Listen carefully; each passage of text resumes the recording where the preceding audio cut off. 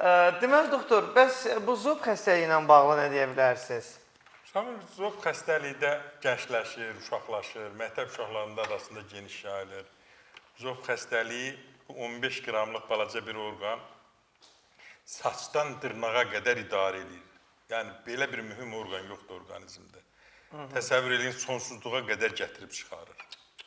Və saçın tökülməsi, dırnağın tökülməsi, nə bilim, gözlər bərələ bilər, əllər əsə bilər, ürək döyüntüləri çoxala bilər.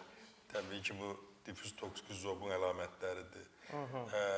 Ondan sonra bəzən başqa bir növündə halsızlıq yaranır, qəbzlik yaranır, yuxulluq yaranır, bütün gün yatmaq istəyir, təngi nəfəs olur, tez yorulur. Və təbii ki, başqa bir növündə iri böyük düyünlər olur, düyün boğur onu, yatmağa qoymur, uzanmağa qoymur. Yəni, özünü müxtəlif formalarda göstərir, onun da müalicəsində yenə təbii müalicələr çox gözəl effekt verir. Xüsusilə də, indi efirdən onu deməyəcəm, müxtəlif xalq arasında da var, müalicə üsulları tətbiq edir, ancaq ən çox qurbağa çox gözəl effekt verir. Qurbağa? Qurbağa.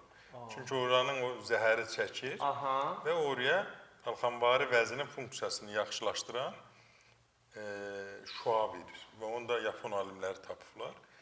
Birinci gündən ürəyin döyüntüsü normallaşır, əlin əsməsi dayanır, tərləmə dayanır, yuxusu dərinləşir. Qurbağa qədər dərin yuxu verə bilən heç nə yoxdur. Ona görə də çox min illərdir bunlar tətbiq edirlər. Azərbaycanda da çoxdan var qurbağa ilə müalicə, ancaq elmsiz şəkildə idi. Biz indi onu elmi şəkildə gətirdik, ölkədə tətbiq edirik. Çox gözəl effekt verir.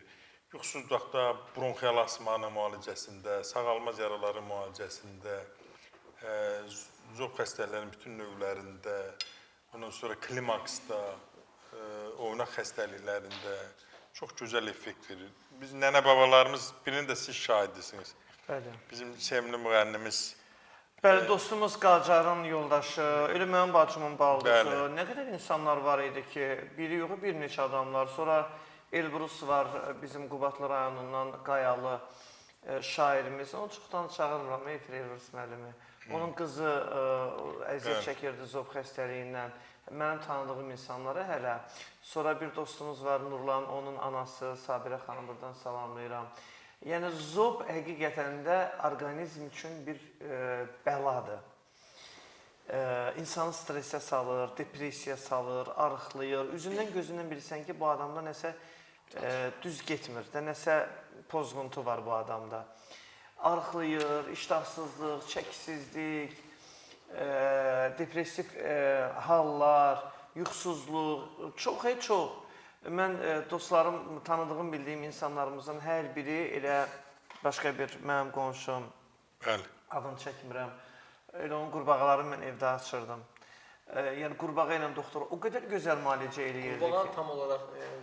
Qurbağa boğaza qoyulur, torbanın içində qoyulur, xüsusi onun paketi var orada. O qalır orada, sənin zobu zəhəri çəkir, öləndən sonra götürüb tulluyursan. Qurbağa ölür. Amma ölməyən məqamlar da olur. Məsələn, xanımda ölmürdü. Mən götürürdüm. Neçə dəfə olub ki, açmışam, diri vəziyyətdə buraxmışam geri. Heyvansevər.